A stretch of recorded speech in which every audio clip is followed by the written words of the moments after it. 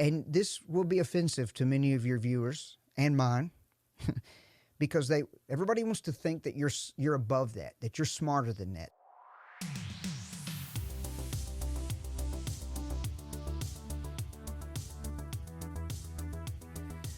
When I travel all over the world and I see the Netflix on, from the time people get off of work until 3 o'clock in the morning, and they're watching series after series, and some of these, we all differ on morals, but some of the things in there clearly I would call immoral.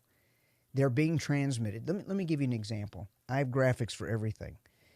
America, it's no secret, America is a Christian, traditionally and historically has been a Christian nation, and that's no longer true. So just let me illustrate this with how the culture has changed, completely changed that. These are recent statistics from a research organization called Barna Research Group, and another group called Impact 360. Our country used to have a biblical worldview. Some countries have a Hindu worldview, some have a Muslim worldview, and they get their values from the Quran. America traditionally has had a biblical worldview, and it used to be up above 80%, 70 and 80% when you would poll people. Well, since the internet, it is now down to, with the Gen Z group, those born from 97 to 2012, the millennials born from 81 to 96, only 4% are left now with a biblical worldview. And then those born between 65 and 80, the Gen Xers, only 7% now look to the Bible. And these are people in church. And then the baby boomers, 46 to 64, those are grandparents now and great-grandparents. Only 10% now have a biblical worldview.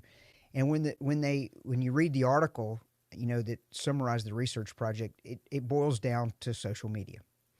So what that means is the values that are coming through the phone are getting into people.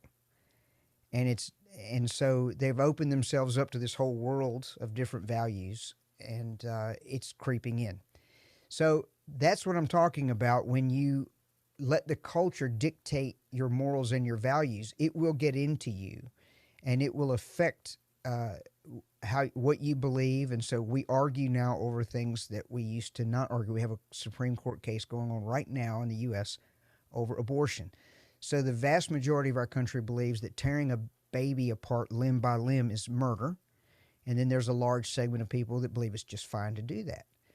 And so they're actually arguing in court over ripping children over limb by limb as to whether or not it's right. And so there would have been a time in our country where, of course, babies are cherished and loved and adored. And I don't know about you, Dimitri, I don't even have children, but goodness gracious, I ask to hold every one that I see that's appropriate, and I just love going into schools. The thought of, not valuing them, but I come from that era that says humans are valuable.